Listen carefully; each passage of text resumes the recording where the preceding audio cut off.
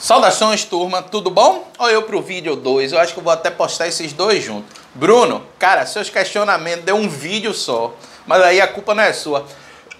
Desculpe, a culpa é minha que falo demais, né, cara? Vamos levar adiante.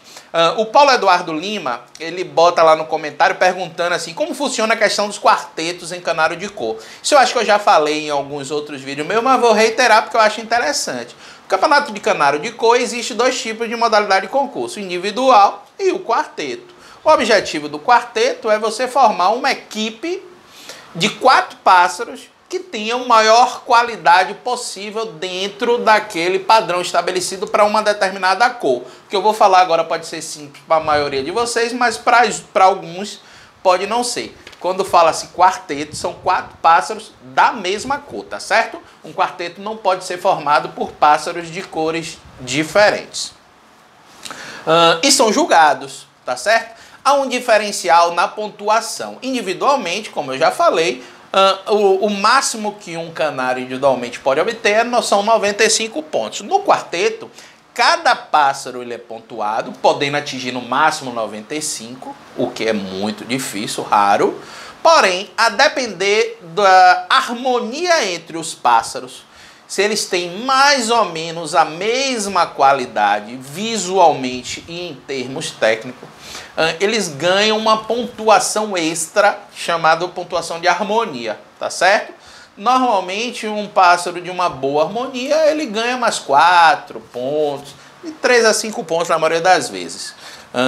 O que é que acontece? Quando você tem um pássaro individualmente que tem 90 pontos, ele é chamado de campeão. É um pássaro que se aproxima bastante do padrão.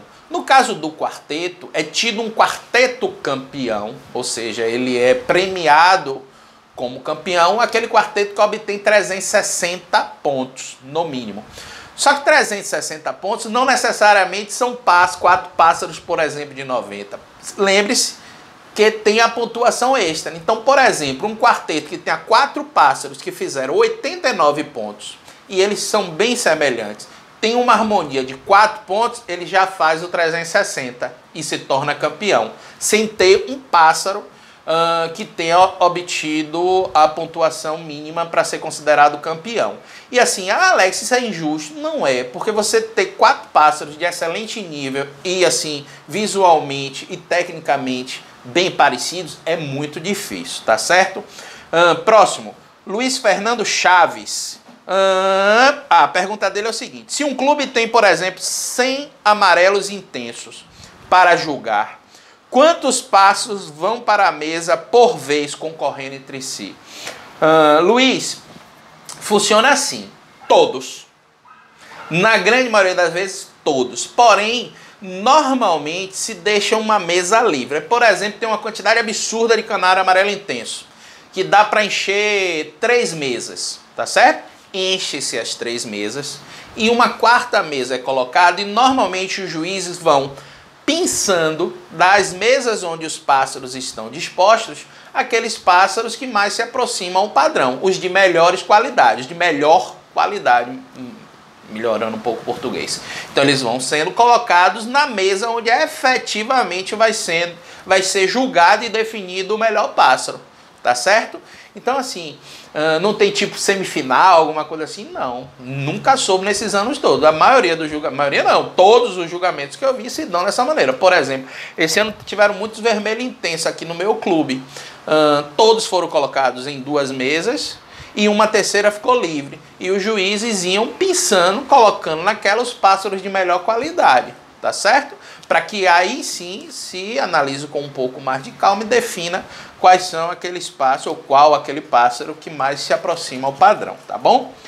Dig Tomás, Alex, na sua opinião, é difícil fazer um canário campeão em um concurso? Eu vou fazer o seguinte, se eu for falar essa pergunta sua, cara, vai ser igual o de Bruno, vai ser um vídeo só. E o que é que eu vou fazer? Não vou responder agora, eu vou fazer um vídeo só com essa aqui, tá certo? Vou pular, mas respondo. Respondo, quer dizer, dou minha opinião. Adalberto Balbino dos Santos. Alex, às vezes eu acho que o julgamento dos canários é um pouco injusto. Por exemplo, o mesmo canário e o mesmo juiz foi julgado diferente no aberto de Pirassununga e no brasileiro. Adalberto, eu tô sem óculos, não tô conseguindo ler direito. Adalberto, cara, vai levar uns 10 minutos para explicar, mas vou explicar. Explicar quer dizer, dar a minha opinião. O que é que acontece? Nesse caso em si, você tá frisando que é o mesmo pássaro, tá certo? Com o mesmo juiz. Mesmo que não fosse o mesmo juiz, seria interessante que a gente deixe claro para todo mundo, principalmente para aqueles que ainda não têm o conhecimento de como funciona um campeonato e uma análise de pontuação no pássaro, que assim, julgamento de canário não é matemática.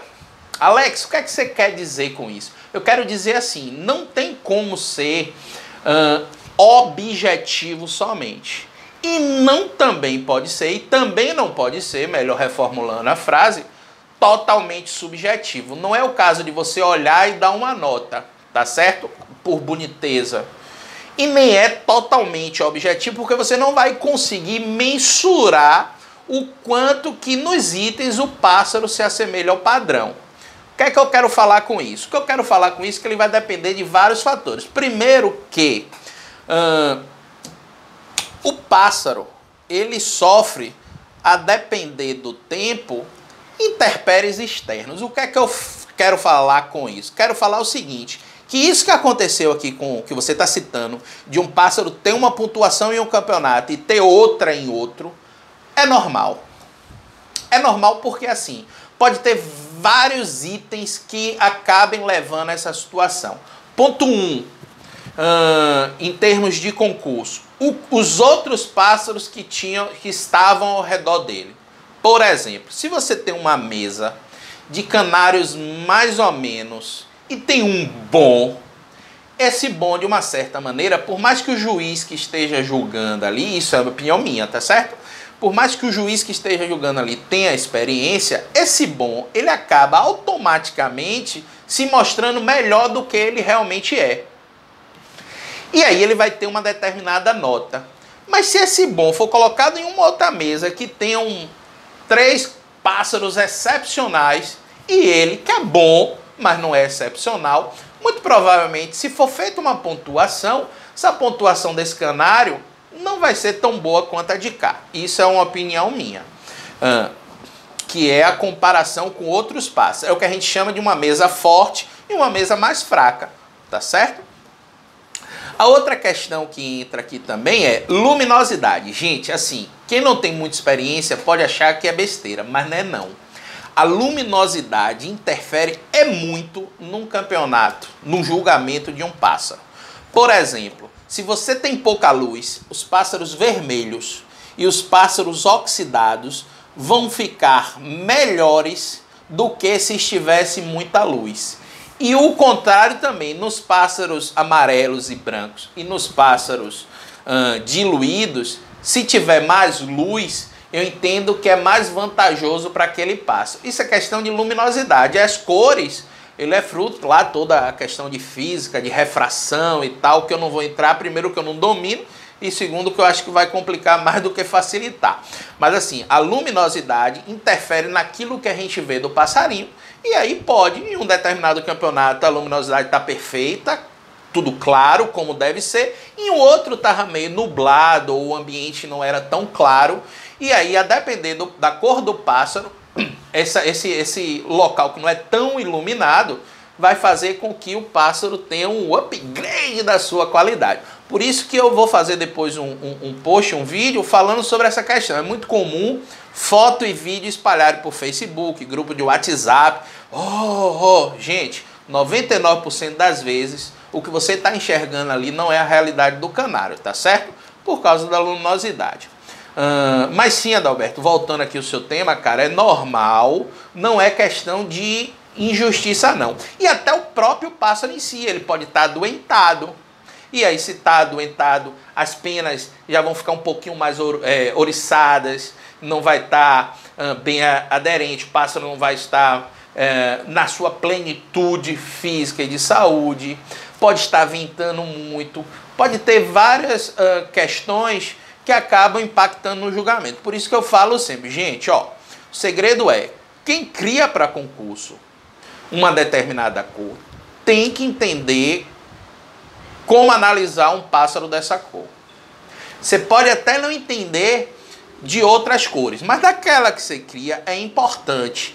Claro, óbvio que a opinião de um juiz, de um criador experiente é sempre bem-vinda, mas a sua também tem que ter relevância, porque na maioria das vezes quem vai julgar, ele não cria todas as cores, tá certo? Por mais que ele tenha um conhecimento, ele não cria todas as cores.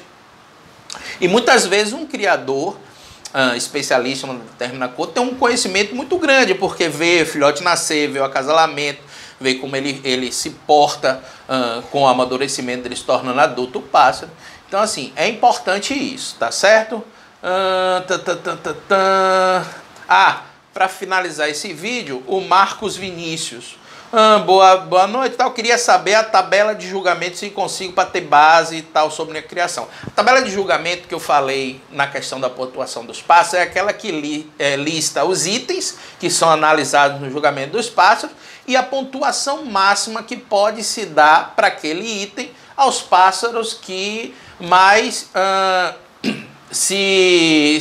mais chegarem perto ao objetivo, que é o padrão, tá certo? Isso tem no manual de julgamento. Salvo engano, é capaz de você conseguir isso também no site da FOB. Eu não tenho certeza, mas no manual de julgamento tem, tá certo, Marcos?